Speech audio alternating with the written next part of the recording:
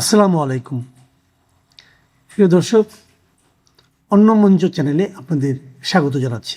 Time ম্যাগাজিনই লিখেছিল এই নামটি এসেছে একটা কথিত দুর্নীতির অভিযোগ থেকে, যেখানে বলা হয় হাজার হাজার বিদ্যুতের খুঁটি সারা বাংলাদেশে সে সময় বসানো হয়েছিল বটে, কিন্তু সেই খুঁটিতে বিদ্যুৎ ছিল না। মানে ঠিক এখনকার পরিস্থিতি, জ্বালানি তেলের মজুত নাকি সর্বোচ্চ, অথচ জ্বালানি তেলের অভাবে বিদ্যুৎ উৎপাদন বন্ধ। জ্বালানি তেল এমনকি পেট্রোল পাম্পে গেলে মানুষ পাচ্ছে না, ডিজেল পাচ্ছে না কৃষক সেচ দেওয়ার জন্য। গরম পড়তে না পড়তেই সারা দেশে বিদ্যুতের অবস্থা ভয়াবহ। হয়তো রাজধানীবাসী ঠিক অরিজিনাল অবস্থাটা টের পাচ্ছেন না, টের পাচ্ছে গ্রামের মানুষ, যারা উপজেলা কিংবা উপজেলার বাইরে অবস্থান করছেন, বসবাস করেন, তারা সব থেকে বেশি টের পাচ্ছেন ভয়াবহতাটা। বিবিসি বলছে যে খুব কম লোডশেডিং হলে সেই লোডশেডিংয়ের পরিমাণ 7 ঘন্টা, অথবা সেটা কখনো 10 ঘন্টা 12 ঘন্টা লোডশেডিংয়ে চলে যাচ্ছে। একটা বাড়িতে কিংবা একটা এলাকায় যদি 10-12 ঘন্টা কারেন্ট না থাকে, সেটাকে কোন ধরনের ভয়াবহ বিপর্যয় আপনি বলবেন, সেটা আপনারই দায়িত্ব। বিদ্যুৎ নিয়ে একটা বড় সমস্যা হলো আন্তর্জাতিক যে জ্বালানি অবস্থা, যুদ্ধের অবস্থা, সেটা একটা বড় ব্যাপার। যে বিদ্যুতের জন্য যে কাঁচামাল দরকার, সেই কাঁচামাল সরবরাহ ঠিকভাবে করা যাচ্ছে না। কিন্তু যাদেরকে আমরা ফ্যাসিস্ট বলে তাড়ালাম, সেই আওয়ামী লীগের আমলে আওয়ামী লীগ সরকার সব থেকে বেশি যে জায়গাটা থেকে মনোযোগ দিয়েছিল, সেটা হচ্ছে যে বিদ্যুতের লাইন তারা যেমন মানে প্রায় শতভাগ লাইন দিয়েছিল, শতভাগ মানুষের কাছে বিদ্যুৎ পৌঁছে দিয়েছিল, তেমনি বিদ্যুতের ঘাটতি যেন না থাকে সেই জন্য তারা কিন্তু একটা সফলতার ব্যাপার দেখিয়েছিল। যদিও এই সেক্টরে প্রচুর দুর্নীতি হয়েছে, দুর্নীতির অভিযোগ রয়েছে। এই সেক্টরের মন্ত্রীর দায়িত্বে, প্রতিমন্ত্রীর দায়িত্বে যিনি ছিলেন, তার বিরুদ্ধে বহু দুর্নীতির অভিযোগ অনেকে করেন।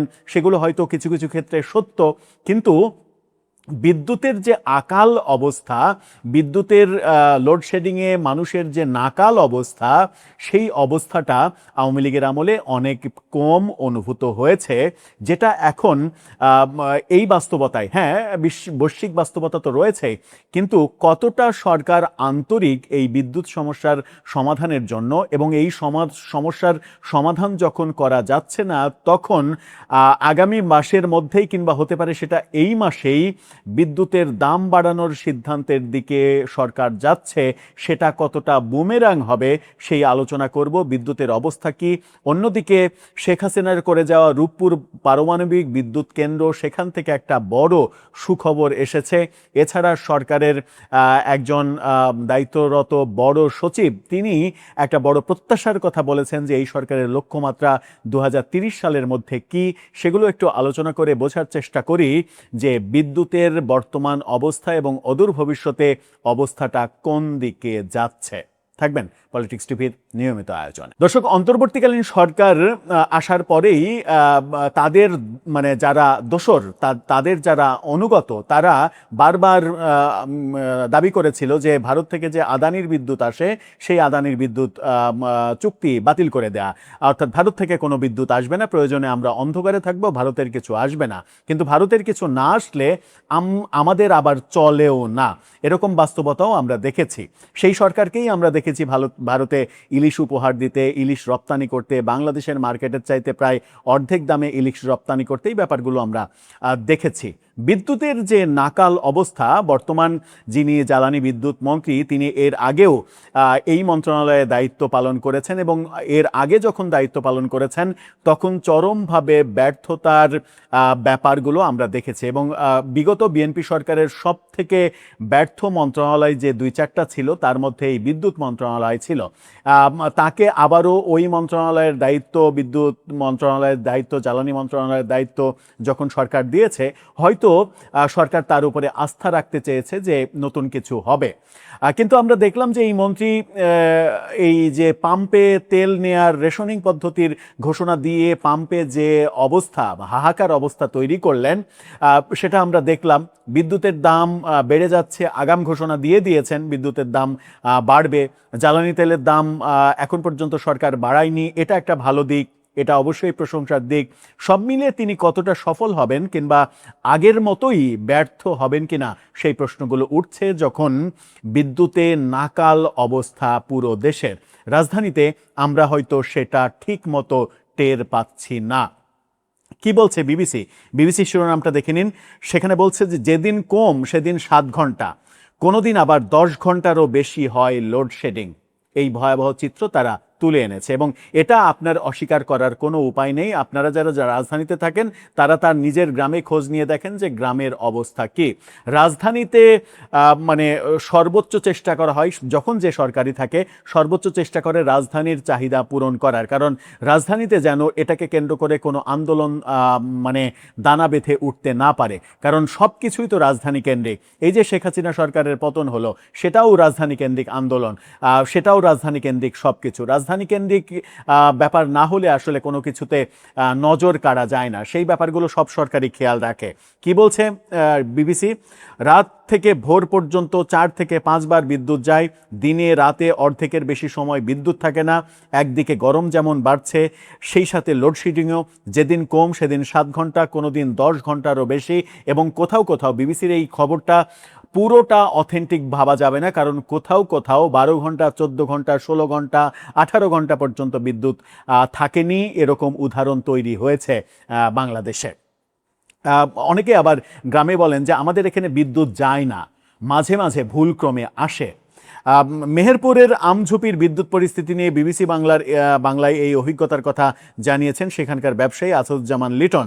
ঢাকার বাইরে কয়েকটি জেলার বাসিন্দাদের সঙ্গে কথা বলে জানা গেছে গত 3-4 দিন ধরে সারা দেশে বিদ্যুৎ পরিস্থিতি খারাপের দিকে যাচ্ছে। দিন এবং রাতের বড় একটা সময় বিদ্যুৎ থাকছে না।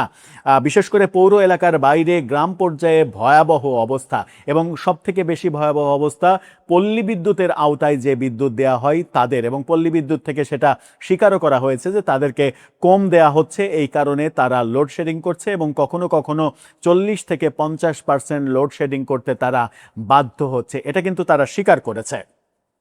জ্বালানি বিশেষজ্ঞরা বলছেন এপ্রিল থেকে জুন পর্যন্ত এই 3 মাস দেশে গরম যেমন বাড়ে তেমনি বিদ্যুতের চাহিদা বাড়ে। বিদ্যুতের চাহিদা বাড়ে এই কারণে সরকার তো সন্ধ্যা 7টার সময় মার্কেট বন্ধ করে দিয়েছে।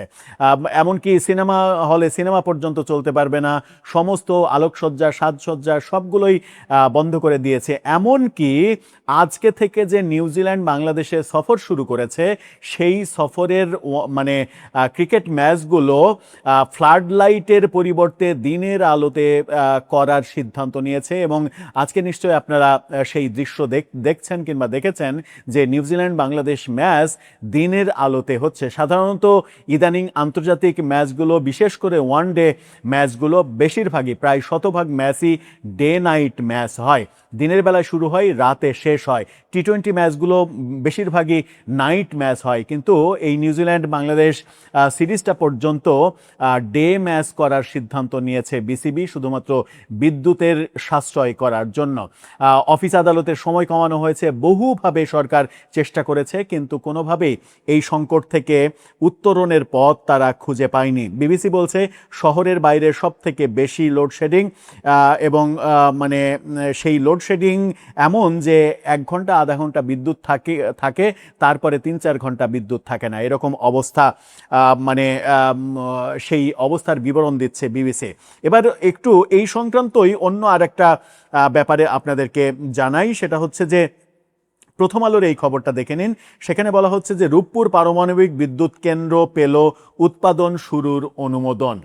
অর্থাৎ শেখ হাসিনার মেগা প্রকল্পগুলোর মধ্যে একটা, যেটা বিদ্যুৎ মানে পরমাণু বিদ্যুৎ কেন্দ্র রূপপুরের, পাকশির রূপপুরের, সেই কেন্দ্র বিদ্যুৎ উৎপাদনে যাচ্ছে। এটা একটা বড় সুখবর।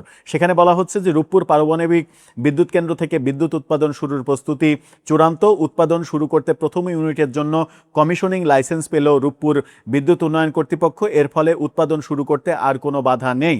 এ মাসের শেষের দিকে প্রথম ইউনিটের চুল্লি পাত্রে পারমাণবিক জ্বালানি প্রবেশ করানো শুরু হতে পারে।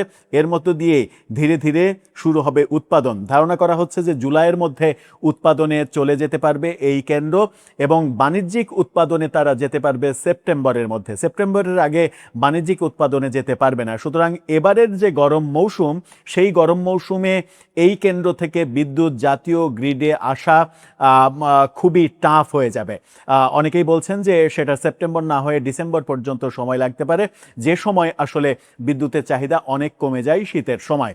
কিন্তু এই দুর্যোগের মুহূর্তে বিদ্যুতের যখন নাকাল অবস্থা, সেই দুর্যোগের মুহূর্তে খুবই ভালো একটা খবর হয়ে এসেছে ওই যাকে আমরা ফ্যাসিস্ট বলে তাড়িয়েছি, সেই ফ্যাসিস্ট শেখ হাসিনার নেয়া একটা মেগা প্রকল্প এবার আমাদের স্বপ্ন দেখাচ্ছে যে সেখান থেকে 1200 মেগাওয়াট বিদ্যুৎ জাতীয় গ্রিডে সংযুক্ত হবে, এবং এই বিদ্যুৎ উৎপাদিত হলে অন্তত উত্তরাঞ্চলে মানে উত্তর এবং দক্ষিণ মানে কুষ্টিয়া অঞ্চল, রাজশাহী অঞ্চল, এই অঞ্চলের মানুষের চাহিদা আগে পূরণ করা হবে, তারপরে অন্যান্য জাতীয় গ্রিডে অন্যান্য অঞ্চলের চাহিদা পূরণ করা হবে। এই কথা, এই আশ্বাস আমরা আওয়ামী লীগের সময়ে শুনেছিলাম, জানি না সেই আশ্বাস পরিবর্তিত হবে কিনা। এই কথা যখন বলছে তখন অন্য একটি খবর আপনাদেরকে জানাই। বর্তমান সরকারের যেটা ভাষ্য সেটা হচ্ছে যে, দেখে নিন এই শিরোনামটা, বলা হচ্ছে 5 বছরে 10,000 মেগাওয়াট সৌর বিদ্যুৎ উৎপাদন করতে চায় সরকার।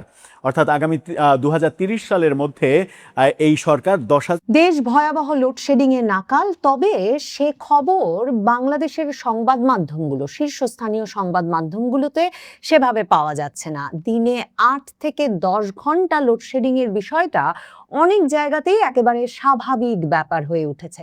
চট্টগ্রাম, রাজশাহী সহ মহানগরীগুলোতে তো বটেই, লোডশেডিং সবচেয়ে বেশি হচ্ছে গ্রামাঞ্চলে। তবে বাংলাদেশের শীর্ষ সংবাদ মাধ্যমগুলো অনেক ক্ষেত্রেই সে খবর একরকমের ধামাচাপা দিলেও স্থানীয় বিভিন্ন সংবাদ মাধ্যমে, এমনকি ইন্টারনেটে খোঁজ করলেও দেখবেন যে মূলত খবর এই যে একের পর এক বিদ্যুৎ কেন্দ্র জ্বালানির সংকটে বন্ধ হয়ে যাচ্ছে। জ্বালানি সরবরাহতে ঘাটতি থাকায় ফার্নেস ওয়েলের ঘাটতি আছে, কয়লার ঘাটতি আছে। এই অবস্থায় বিদ্যুৎ উৎপাদন করতে না পেরে বিদ্যুৎ উৎপাদন বন্ধ, এবং সে কারণে অনেক জায়গাতেই এরকম করে 8 থেকে 10 ঘন্টা পর্যন্ত লোডশেডিং হওয়াটা স্বাভাবিক ঘটনায় পরিণত হয়েছে। আর সেই স্থানীয় সংবাদ মাধ্যমগুলো খবর দিচ্ছে যে শিক্ষার্থীদের পড়ালেখা, স্বাভাবিক জনজীবন, ফ্ল্যাট বাড়িতে বসবাস, এসব তো অসম্ভব হয়ে পড়ছেই। এমনকি কৃষকের যে কৃষিকাজ সেটা ব্যাহত হচ্ছে, কৃষি পণ্য সংরক্ষণ ব্যাহত হচ্ছে, খাদ্য নিরাপত্তায় এগুলোর সরাসরি প্রভাব পড়তে পারে। খবর হচ্ছে যে এর ফলে এমনকি স্বাস্থ্য সেবা স্থানীয় পর্যায়ে ভীষণভাবে ক্ষতিগ্রস্ত হচ্ছে। বিদ্যুৎ না থাকার ফলে অনেক জরুরি স্বাস্থ্যসেবাই চিকিৎসা কেন্দ্রগুলোর পক্ষে দেওয়া সম্ভব হচ্ছে না। মানে বাংলাদেশের প্রত্যন্ত অঞ্চল থেকে শুরু করে একেবারে জেলা শহরগুলো পর্যন্ত যখন নাকাল লোডশেডিংয়ে, তখন প্রধানমন্ত্রী তারেক রহমান কিন্তু বেশ ফুরফুরে মেজাজেই আছেন। তিনি সিনেমা দেখতে যাচ্ছেন, নাটক দেখতে যাচ্ছেন, তিনি মেয়ের হাতে মায়ের পুরস্কার তুলে দিচ্ছেন, না হলে সংসদে বসে পত্রিকা পড়ছেন। এবং তাকে নিয়ে সংসদে তারই দলের এক শীর্ষস্থানীয় নেতা ধন্যবাদ জানিয়ে কবিতা পড়েছেন, সেটা আবার বাংলাদেশের শীর্ষস্থানীয় দৈনিকগুলোতে খবর হয়েছে। প্রধানমন্ত্রী তারেক রহমান টাইম ম্যাগাজিনের 100 জন প্রভাবশালী ব্যক্তির তালিকায় স্থান পেয়েছেন। তো তা সেই উপলক্ষে ধন্যবাদ প্রস্তাব আনা হয়েছে সংসদে, এবং সেখানে দাঁড়িয়ে চিফ হুইপ মোহাম্মদ নুরুল ইসলাম মনি সেই কবিতায় তিনি বলছেন যে তিনি আসার আগে দেশটা যেন ভাঁজ করা মানচিত্র ছিল, নদী ছিল, মানুষ ছিল, স্বপ্নও ছিল, কিন্তু দিগন্ত খুলে দেওয়ার মতো কোনো হাত ছিল না। তিনি এলেন, বললেন খুবই কম কথা, সময়ের কপালে লিখে দিলেন একটা উজ্জ্বল উচ্চারণ, বললেন উই হ্যাভ আ প্ল্যান। এই কবিতা পড়ে তিনি নিশ্চিতভাবেই তার নেতা তারেক রহমানকে নিশ্চয়ই চমৎকৃত করে দিয়েছেন। কিন্তু প্রশ্নটা হচ্ছে, তার নেতা তারেক রহমান, প্রধানমন্ত্রী তারেক রহমানের প্ল্যানটা কি এই জ্বালানি সংকটের সময় সেটা বলা মুশকিল, কারণ প্রধানমন্ত্রী তারেক রহমান সত্যি এই কবিতাতেও যেমন বলা হয়েছে, তিনি এলেন বললেন খুবই কম কথা, তিনি একেবারেই বিশেষ কথা বলছেন না। এমন ভয়াবহ সংকটকালে জাতিকে যে একটু সান্ত্বনা দেবেন, আশ্বস্ত করবেন যে যথেষ্ট ব্যবস্থা নেওয়া হয়েছে তার সরকারের তরফ থেকে, কিংবা সত্যি যদি সংকটটা আরো ঘোরতর হয়, 8 থেকে 10 ঘন্টার লোডশেডিংয়েও যদি সামাল দেওয়া না যায়, তাহলে কি করবেন এ বিষয়ে এখনো টু শব্দ উচ্চারণ করতে শোনা যায় নাই প্রধানমন্ত্রী তারেক রহমানকে। তবে তারেক রহমানের মন্ত্রিসভার সদস্য, তার জ্বালানি প্রতিমন্ত্রী অনিন্দ ইসলাম অমিত বলেছেন যে দেশে বর্তমানে জ্বালানি তেলের যে মজুত আছে সেটা ইতিহাসের সর্বোচ্চ পর্যায়ে রয়েছে, এবং তিনি আশ্বস্ত করে বলেছেন যে জ্বালানি সরবরাহ ব্যবস্থা স্বাভাবিক রাখতে সরকার নিরলসভাবে কাজ করছে। বর্তমানে দেশে জ্বালানির কোনো সংকট নাই। ভাবেন, দেশে জ্বালানির কোনো সংকট নাই, অথচ জ্বালানি সংকটে একের পর এক বিদ্যুৎ উৎপাদন কেন্দ্রগুলো বন্ধ, এবং সংবাদ মাধ্যমে খবর হচ্ছে যে জ্বালানি সংকটে বাড়ছে লোডশেডিং। এবং 17ই এপ্রিল খবর দেওয়া হয়েছে যে এর আগের দিনও সর্বোচ্চ লোডশেডিং 2000 মেগাওয়াটে গিয়ে পৌঁছেছিল।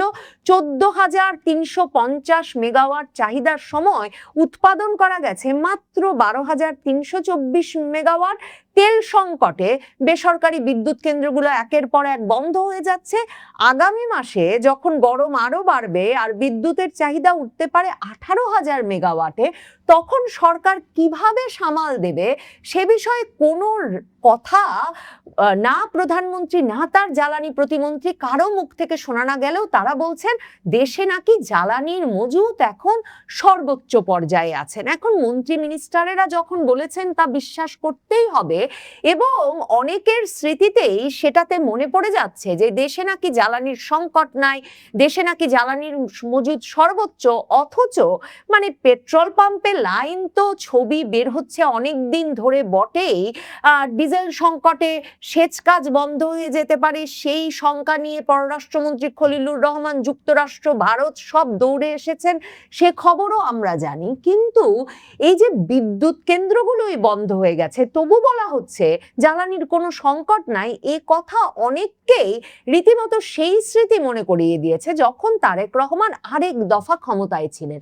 মানে তারেক রহমানের মা ছিলেন প্রধানমন্ত্রী, কিন্তু সে সময় সেই 2001 থেকে 2006 সময়টা যে তারেক রহমানই বিএনপি জামাত জোট সরকারের সবচেয়ে ক্ষমতাবান ব্যক্তি ছিলেন এবং ব্যক্তিতে পরিণত হয়েছিলেন, এবং সারা দেশে সে সময় যে ভয়াবহ দুর্বিষহ লোডশেডিং, যে ভয়াবহ বিদ্যুৎ সংকট, সেই সংকটের জন্য যে সে সময় থেকে এখন পর্যন্ত অনেকেই তাকেই দায়ী করেন, ব্যক্তিগতভাবে তাকে, তার দুর্নীতিকে, তার অব্যবস্থাপনাকে দায়ী করেন, সেটা নিশ্চয়ই বাংলাদেশের একটা বড় অংশের মানুষ এখনো ভোলে নাই।